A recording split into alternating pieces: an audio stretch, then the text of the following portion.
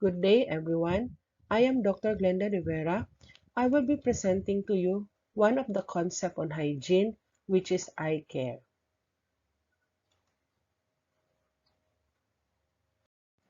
What is eye care? Eye care is an essential aspect of daily hygiene among patients in hospital or home care, and to those patients who are dependent on healthcare providers who cannot maintain this aspect of care. Eye care is carried out for a number of reasons. First, this is to clean the eyes of discharges and crusts, and to clean prior to eye drop installation. This is also to soothe eye irritation and to prevent corneal damage, abrasion in the unconscious or sedated patient.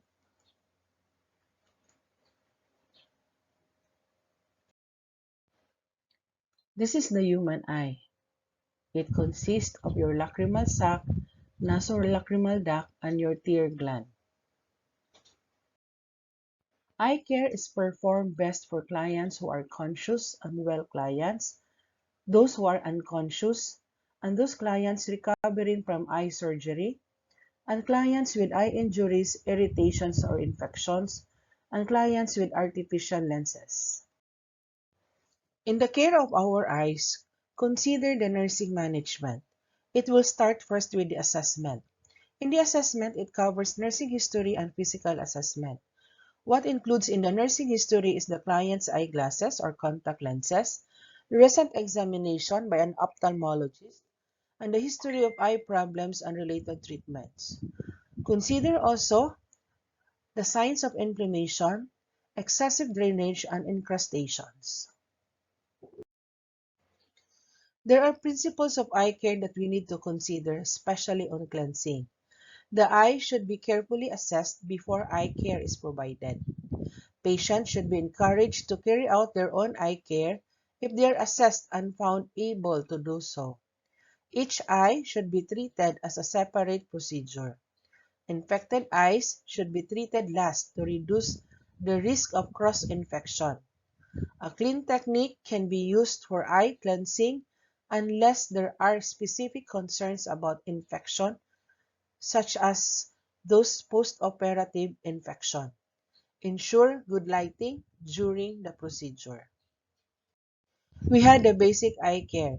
It includes washcloth, warm water, wash basin, clean gloves, sterile saline solution, cotton balls, clean towel, and the water faucet.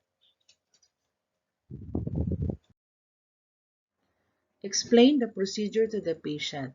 This will allow full cooperation of the patient during the procedure. Make sure the bed area is clear of any obstructions and needed materials and equipment are complete. This is to enable one to move around the bed freely. This is to ensure completeness of materials prepared, which means that the patient will not be left unnecessarily during the procedure. To continue, make sure that the patient is in a comfortable position and that there is a good light source. Ensure patient's privacy. Make an assessment of the patient's eyes.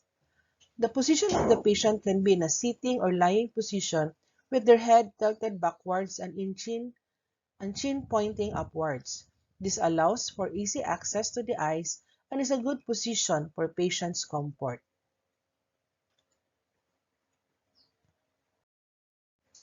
Then you may start washing of your hands and to wear clean gloves. Place towel under the client's head and neck. Ask the patient to close the eyelids. This is to avoid corneal irritation. Then you have to clean the eyes by simply washing with washcloth moistened with water. And then you can fold the washcloth fingers of your hand to form a mitt. Immerse this mitt in a water and wring thoroughly. This is now the proper way of making a mitt. Consider rectangular mitt and triangular mitt.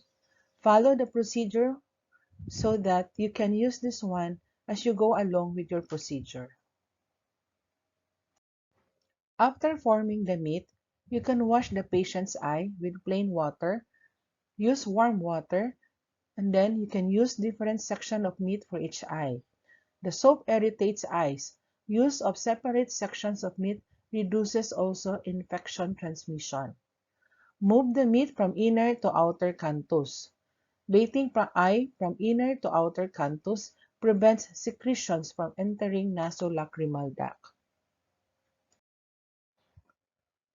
Dried secretions that have accumulated on the lashes need to be softened and wiped away. Soften dried secretions by placing a sterile cotton ball moistened with sterile water or normal saline over the lid margins for 2 to 3 minutes before attempting removal.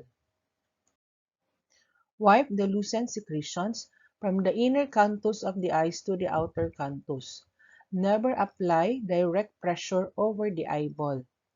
Dry eyes with dry, clean washcloth.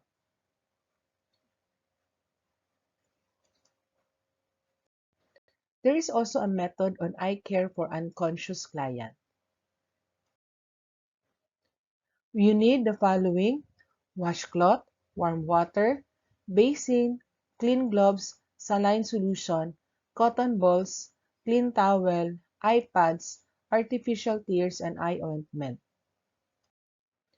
Eye care for unconscious clients require more frequent eye care, primarily because they cannot maintain effective eye care due to diminished reflexes or absent blink reflexes. The eyelids remain to be open at all times. What are the purposes of eye care? This is to keep moist the areas of the cornea that are exposed to air, and this is also to prevent corneal dehydration, ulceration, abrasion, perforation, and infection. Eye care for unconscious client also, you need to administer moist compresses to cover the eyes every 2 to 4 hours to keep the eyes moist.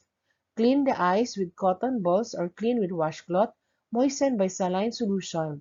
Then wipe from the inner to outer canthus.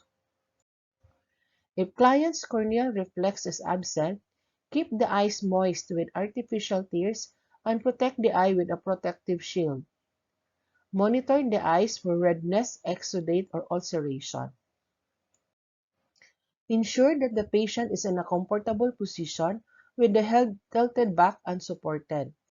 Note condition of the eyes.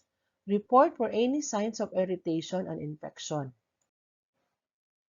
Then we need to proceed with eyeglass care. In eyeglass care, you need to prepare again washcloth, warm water, wash basin, clean gloves, saline solution, cotton balls, clean towel, and water faucet. For cleaning the eyeglasses, you need to clean the glass lenses with cool water and dried with a soft tissue to prevent scratch. Plastic lenses are easily scratched and may require special cleaning solutions and drying tissues. When not being worn, all glasses should be placed in an appropriately labeled case and stored in the client's bedside table drawer. Then we need to care for the contact lenses.